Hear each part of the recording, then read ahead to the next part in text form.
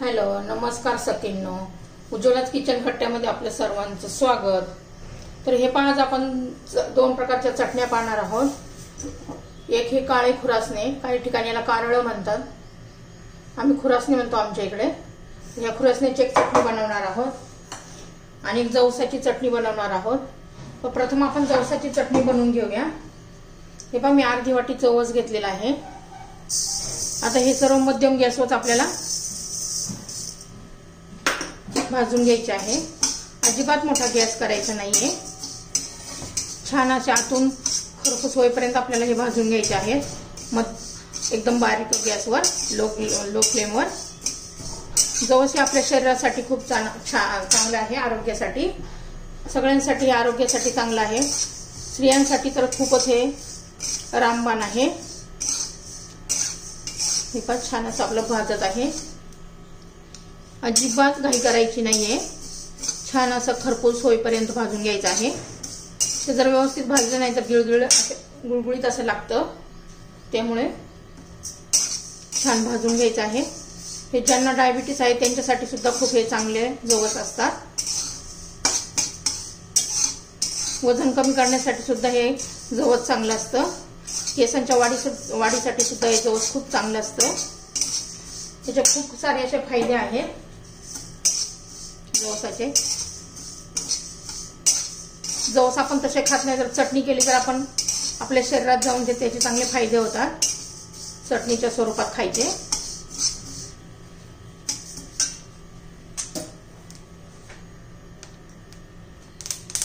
अजिबात मोठा गॅस केलेला नाहीये, लो फ्लेमवर आहे.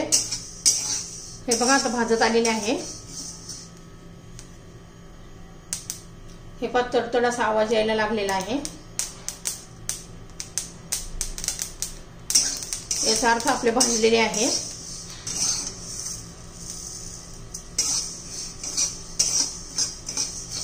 आता मी हे काढून घेते.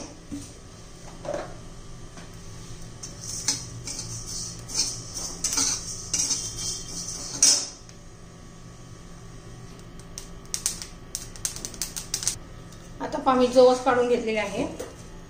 3 चमचे आपले पांढरे तीळ घ्यायचे आहे. त्याचबरोबर पांढरे तीळ सुद्धा आपल्या शरीरासाठी खूप फायदेशीर आहेत. भरपूर सारं त्याच्यात कॅल्शियम असतं. आपल्या हाडांसाठी सुद्धा हे तीळ खूप चांगले असतात. छान असे तेही लो फ्लेमवर खमंग असे भाजून घ्यायचे आहेत आपल्याला. त्याचबरोबर कढीपत्ता पण घालायचा. कढीपत्त्याचे सुद्धा खूप सारे गुण आहेत, खूप सारे फायदे आहेत.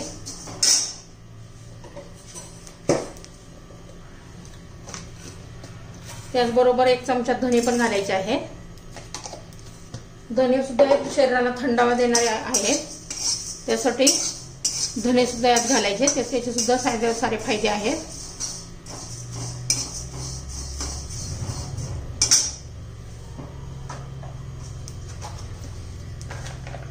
त्याचबरोबर लसूण घालायचा आहे.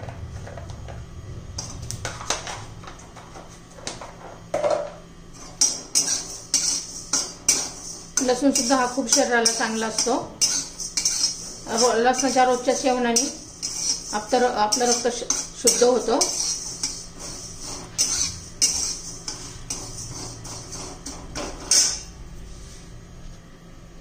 हे पहा, त्यात आपण 1 चमचा मेथी दाणे पण घालून घेऊया. ते सुद्धा खूप चांगले असतात. आपल्या केसांसाठी पण चांगले असतात मेथी दाणे. डायबिटीस पेशंटसाठी सुद्धा मेथी दाणा शुगरसाठी खूप चांगला असतो. छान असं खमंग होईपर्यंत आपण भाजून घेऊया.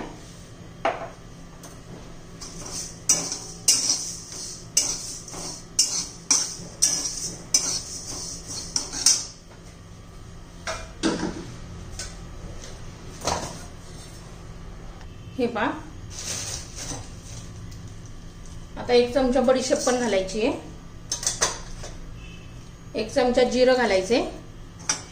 हे पण छान असं भाजून घ्यायचे. आणि ही चटणी ना आपल्या 1-2 महिने ही चटणी टिकू शकते. अशी चटणी करून ठेवली ना रोज खाऊ शकतो आपण.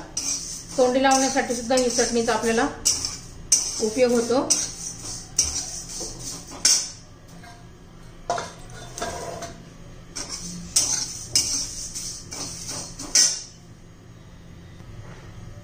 हे पहा, छान असा वास सुगंध सुटलेला आहे। मस्त आपलं भाजून झालेलं आहे खरपूस असं। कढीपत्ता पण एकदम असा कुरकुरीत झालेला आहे। आता हे सर्व काढून घेऊन मी थंड करून घेतेय। हे पहा, त्यात थोडंसं आपण पाव चमचा हिंग पण घालूया। आपलं पोट साफ होण्यासाठी चांगलं असतंय हिंग। हे गरमच आहे त्यामुळे गरम याच्यातच घालायचे म्हणजे छान चव येते।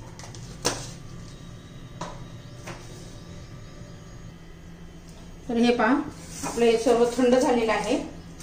जवस पण थंड झाले।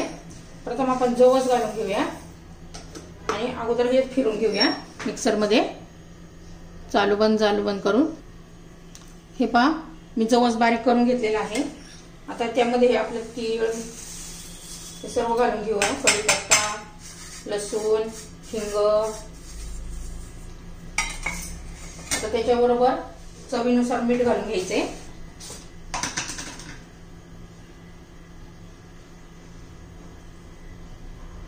हे माझं सैंधव मीठ आहे।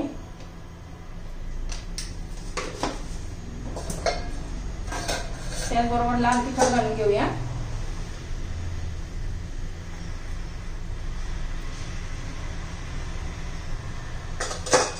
आता हे पण मी मिक्सर मध्ये फिरून घेतेय। हे पहा, आपली जवसाची चटणी तयार झालेली आहे। छान असा कलर पण आलेला आहे। काश्मीरी लाल मिरची पावडर असते तर अजून जास्त कलर आला असता। तर आता हे पहा, आपली चटणी तयार झाली आहे।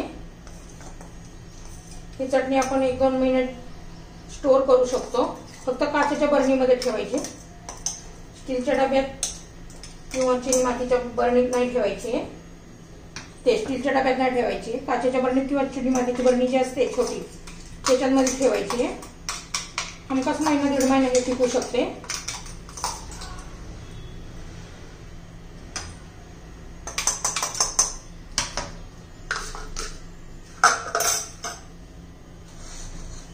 तर ही पहा, आपली जवसाची चटणी तयार। स्त्रियांसाठी खूप महत्त्वाची आहे, आरोग्यासाठी खूप चांगली आहे। त्यासाठी नक्की करून पहा आणि आवडली तर लाईक, शेअर, सबस्क्राईब करा। आता आपण दुसरी चटणी बनवूया। आता आपल्याला खुरासण्याची म्हणजे कारळ्याची चटणी बनवायची आहे। ही पण खूप दिवस टिकते। आता कढई गरम करण्यासाठी ठेवलेली आहे। हे कारळे पण आपल्याला लो फ्लेमवर भाजून घ्यायचे आहे।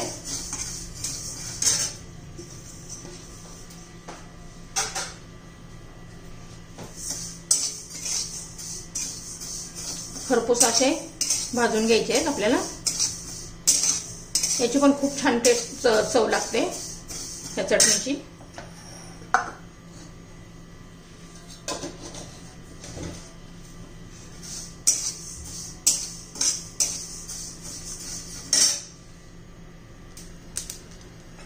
हे बाखूर असण्याचे पण तडतड असा आवाज यायला लागलेला आहे। छान असे खमंग आता भाजून झालेले आहेत आपले हे कारळे।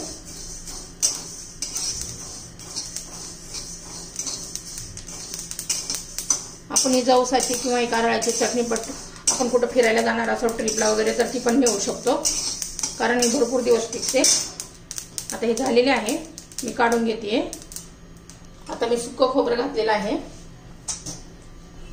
हे पण आपण दोन्ही चटण्या तेल न वापरता करणार आहोत, त्यामुळे ते हेल्दी पण आहे। छान असं आपण भाजून घेऊया। ह्या चटण्या बनवताना अजिबात घाई करायची नाहीये।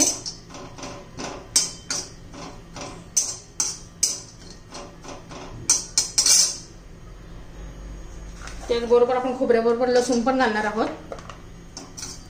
हे पहा, लसूण पण त्याच्याबरोबर भाजून घेऊया। हे पहा, त्यात मी कढीपत्ता पण घातलेला आहे। कढीपत्ता पण असा चांगला परतून घ्यायचा आहे, कुरकुरीत होईल इथपर्यंत।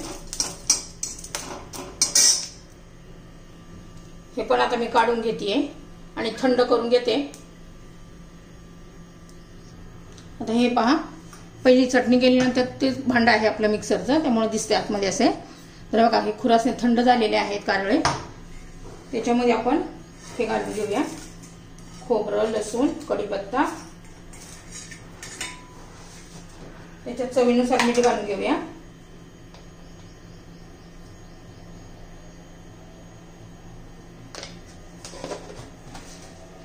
लाल तिखट घालूया, तुमच्या चवीनुसार तुम्ही लाल तिखट घालू शकता। काही ना तिखट आवडते, काही ना कमी तिखट आवडते। आता हे सर्व मी मिक्सर मध्ये फिरून घेते। खूप बारीक पण नाही करायची आपल्याला, जवसाच्या चटणी सारखीच ठेवायची आहे। हे पहा, आपली कारळ्याची खुरासण्याची चटणी सुद्धा तयार झालेली आहे। मी खूप बारीक पण नाही केलेली। पहा, आता मी काढून घेते बाउल मध्ये।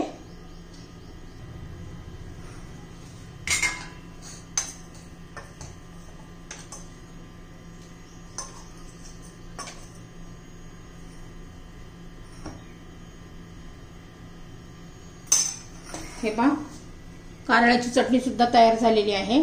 आपल्या दोन्ही चटण्या आता तयार झालेल्या आहे। हे पहा,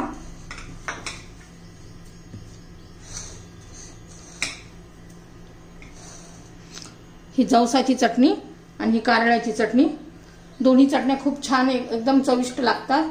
तर तुम्ही करून पहा। आवडलं तर लाईक, शेअर आणि सबस्क्राईब करा। सबस्क्राईब केलं म्हणजे माझे रोजचे व्हिडिओ तुम्हाला पाहायला मिळतील। चटण्यांची रेसिपी तयार।